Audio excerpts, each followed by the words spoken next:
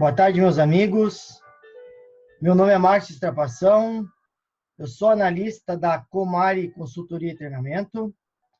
E eu estou gravando este vídeo para responder a uma pergunta que me tem sido feita com bastante frequência ao longo do meu trabalho, ao longo das consultas, né, dos treinamentos, ao longo desse tempo que a gente está prestando serviço às pessoas.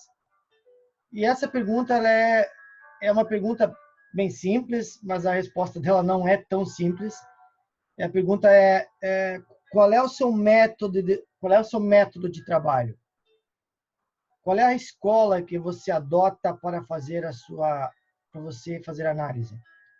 Ou melhor ainda, quais são os mapas ou qual é o conjunto de mapas que você costuma usar para mapear a mente humana?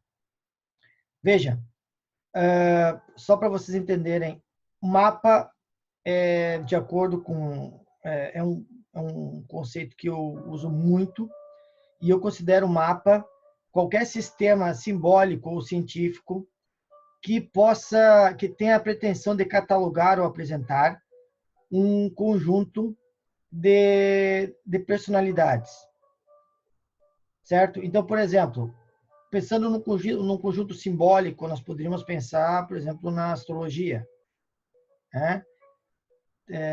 Ou no tarô. Pensando num conjunto mais científico, nós poderíamos pensar na psicologia freudiana, né? Ou nas categorias de Jung, né? Embora seja muito discutível o quanto de científico tem, sabendo que a mente humana, ou a subjetividade, ou a psique, ela é um campo, né, bastante vasto, né? Então, assim, as pessoas têm um interesse muito grande de saber como funciona esse trabalho. E essa pergunta, ela é feita às vezes até na hora do atendimento, né? Sendo que na hora do atendimento a gente trabalha com questões práticas. As pessoas que nos procuram, elas apresentam os desafios que elas carregam, e a gente, examinando esses desafios em conjunto, a gente oferece possibilidades, caminhos, fortalece a psique, né? Enfim. Então, é uma pergunta bastante teórica, e ela tem duas respostas. A primeira resposta é bastante complexa sobre o funcionamento do sistema, porque, na verdade, não é apenas um sistema, tá? É um conjunto de mapas que a gente usa. Essa primeira introdução que eu já dei, de certa forma, já responde a pergunta. Eu não uso um mapa, seja ele simbólico ou científico. Vamos usar essas duas terminações para deixar a coisa mais objetiva. Nós, da Comari, nós estudamos todas as possibilidades de mapa, tá? Todas as descrições possíveis dos caracteres, né? E, a partir disso, organizamos todo esse cabedal de informações para que a gente possa usá-lo na medida que somos procurados, na medida que as pessoas aparecem. Então, não há nada de errado, por exemplo, das pessoas que vão no analista lacaniano, ou no analista junguiano, ou buscam um conhecimento através da astrologia. Os mapas em si são completos. Eles têm a possibilidade de mostrar um caminho às pessoas. Mas aqui na Comari nós optamos já há muito tempo, por um método diferente, e este método ele tem se mostrado muito eficiente, a ponto de causar bastante espanto, e esta pergunta aparecer com frequência, como eu já lhes disse. Então, nós não temos um método, nós estudamos um conjunto muito grande de mapas, e a partir disso, nós os aplicamos à personalidade. Então, para que vocês entendam isso de forma mais prática, eu tenho dois momentos aqui que eu quero apresentar a vocês. O primeiro é o nome de alguns desses sábios, né, dessas pessoas que trabalham com a personalidade, com os tipos de personalidades. E no segundo momento é fazer um comparativo, tá? Então, dentro deste conjunto, eu trouxe só alguns aqui, tá?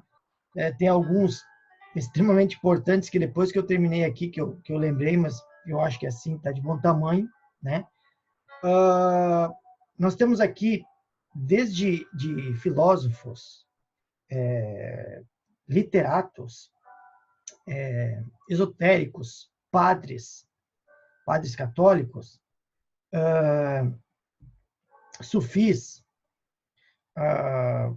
místicos, enfim. Eu vou dar uma descrição rápida, tá? De alguns deles, só para que vocês tenham uma ideia do que eu estou falando. Aristóteles, por exemplo, é sabido que é um filósofo, mas existe um livro dele de crítica literária chamado Poética, e neste livro ele divide os caracteres, os tipos de caracteres, né, possíveis de serem usados nos gêneros, em elevado e baixo. Então, Aristóteles nos diz, grosso modo, que os caracteres com mais virtudes, eles seriam mais propícios a imitar os homens elevados. E os personagens que carregavam mais vícios estariam mais adequados à comédia, tá? A regra, nós podemos interpretar desse modo, tá? Tem muitas nuances isso que ele diz. Mas o que interessa aqui é o seguinte, que os vícios e as virtudes, já mostrados em Aristóteles no livro sobre a arte de representar, ele ainda é útil para nós hoje dentro do estudo e da aplicação dos mapas psicológicos. Depois você tem Hipócrates, que é outro grego, que era um médico, né? Hipócrates, por sua vez, ele fala dos temperamentos, ele fala de 4 temperamentos. Esses temperamentos ele liga aos órgãos do corpo humano. Então, veja, já é um estudioso que tem uma intenção já científica aí, né? Depois Evagrio liga as falhas humanas, vamos dizer assim, né? As paixões humanas, os desvios humanos. Ele apresenta isso em 8 formas. Essas 8 formas vão ser refinadas por João Cassiano no livro que ele tem, As Instituições, né? E depois isso vai ser utilizado pela Igreja Católica para fundamentar os 7 pecados capitais. Depois aqui nós temos Teofrasto, que era um amigo, um aluno, um discípulo de Aristóteles, e ele escreveu também um pequeno tratado no qual aparecem 30 tipos de caracteres, 30 tipos de personalidades, né? É um tratado muito livre, nada científico, mas é muito interessante. Eu acho uma coisa muito bem feita, né? Genial. E tem muita utilidade também. Então, veja, só na primeira fila aí nós temos um filósofo, um médico, 2 padres, e Teofrasto, que era um discípulo de filósofo, um literato, né? Enfim, não sei como podemos classificá-lo. Depois nós temos Lúlio, enfim, temos o Gray na segunda fila, que ele trabalha mais com a questão do medo, né, do estresse. Temos Gurdjieff, que nós vamos falar depois, que também não criou, mas, vamos dizer assim, refinou um sistema de catalogação de personalidades.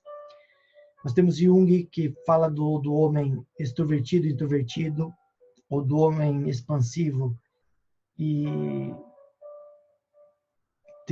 que se retrai, né? E a partir disso ele cataloga 8 tipos de personalidades.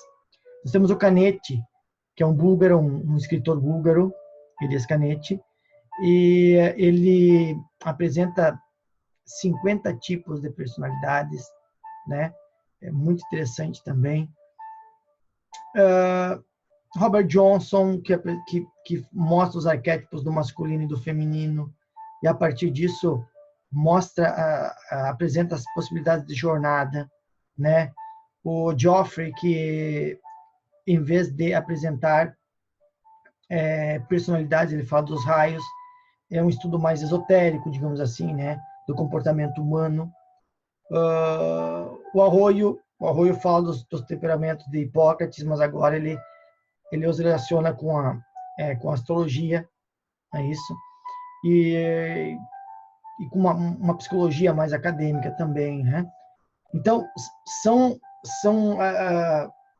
é um grupo de sábios de diferentes tipos de crenças, de diferentes épocas, não é verdade? E tudo isso pode ser usado como estudo da personalidade, tá? Como eu disse, isso aqui é um catálogo muito básico, né? Que tem até os sufis. Não sei se eu havia mencionado antes os sufis. Há um poeta sufi também que trata muito desse assunto. Mas são básicos, tá? Isso não esgota de forma alguma o estudo da personalidade.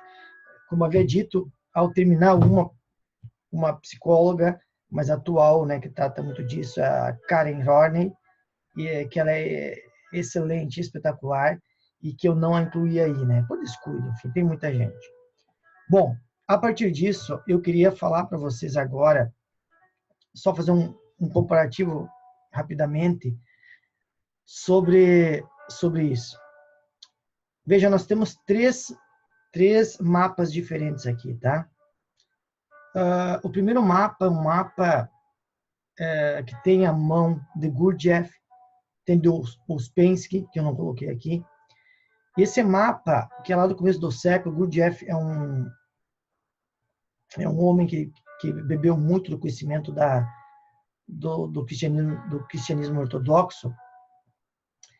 Ele tem um tipo de mapa de 7 tipos que o Colin e a professora Zanos elas vão depois refinar e apresentar, né? Tem toda uma tradição em cima disso. E há um tipo nesse mapa que se chama jovial. Então, dentre os 7 tipos, um deles é o jovial. Essa personalidade jovial que está no primeiro mapa, nós conseguimos identificá-la nos caracteres do Teofrasto, que é um grego que viveu mais de 2000 anos antes do Gurdjieff, no tipo 3, que é um tagarela, e no tipo 7, que é o parlapatão. Então, essas duas personalidades de Teofrasto, elas têm as mesmas características do jovial, passivo-positivo, desse mapa de 7 tipos que a professora Zanos refinou. Tá?